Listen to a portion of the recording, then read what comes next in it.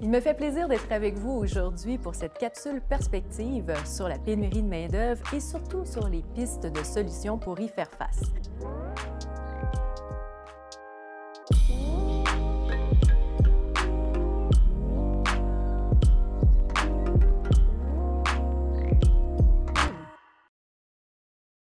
Vous le savez, je ne vous apprends rien, le marché de l'emploi vécu au Québec est vraiment très particulier présentement, surtout dû à son faible taux de chômage. On n'a même pas encore frappé le pic de la pénurie qui, si rien ne change, est prévu pour 2030. C'est donc une pénurie qui touche le Québec, le Canada, les États-Unis, mais également de plus en plus l'Europe, dont en particulier la France.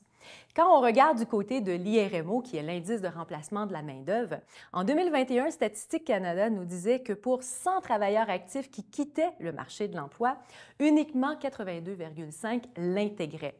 Mais entendons-nous, ceux qui quittaient avec une expérience, une expertise et des compétences, fort est à parier que ceux qui intégraient le marché de l'emploi n'avaient pas exactement ces mêmes compétences, expertise et expérience. Donc, on le sait dans ces chiffres, dans ce portrait global du marché de la main-d'œuvre québécois, il n'y aura pas plus de travailleurs demain matin, le gâteau ne va pas grossir. Donc, comment, en tant qu'organisation, on peut tirer notre épingle du jeu et surtout s'assurer de la pérennité de nos organisations?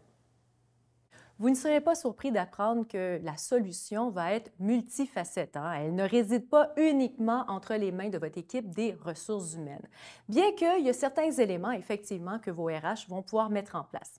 Regardons la première piste de solution. Bien évidemment, il faut ouvrir nos critères de sélection quand vient le temps de faire de l'embauche. Trouver le profil parfait qui correspond exactement aux caractéristiques ou à la description de poste qu'on a fait est de plus en plus difficile. Donc, posons-nous la question, quels sont les critères de base dont nous avons vraiment besoin, qui sont des incontournables sur les profils de candidats recherchés et ceux sur lesquels vous allez pouvoir, à court, moyen et long terme, former ces nouveaux candidats qui vont devenir vos employés. N'oubliez pas que c'est toujours plus facile de développer du savoir-faire chez nos employés que du savoir-être. Regardez aussi pour peut-être diversifier vos bassins de recrutement. Oui, bien sûr, avec de l'immigration, avec peut-être des bassins de candidats plus âgés également qui peuvent amener une belle valeur ajoutée au sein de vos équipes et qui, soit dit en passant, selon toutes les études, sont aussi productifs que les travailleurs plus jeunes. Mais vous pouvez aussi vous intéresser aux bassins peut-être un peu plus éloignés du marché de l'emploi. Vous pouvez voir en bas de l'écran une adresse où vous pourrez trouver des organismes d'insertion en employabilité qui pourront vous accompagner dans l'embauche et l'intégration de ces bassins de main-d'œuvre.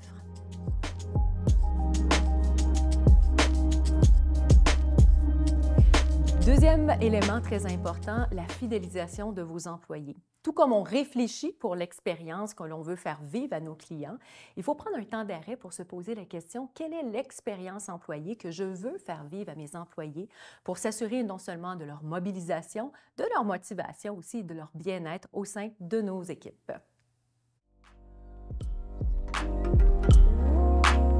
Troisième élément très important, de questionner l'organisation du travail. Comment peut-on faire autrement? Des fois, c'est en intégrant des outils technologiques pour venir justement aider ou appuyer les membres de vos équipes.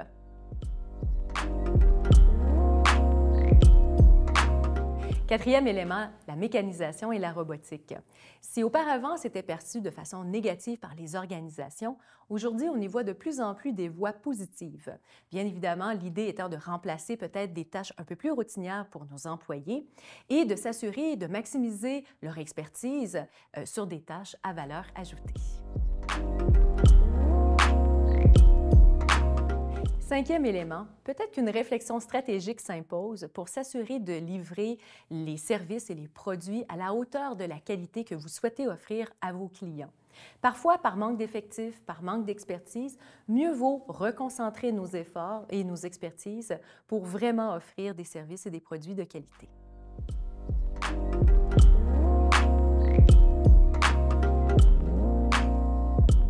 Vous Vous l'aurez compris, la solution ne réside pas uniquement au sein d'un des items que je vous ai mentionnés.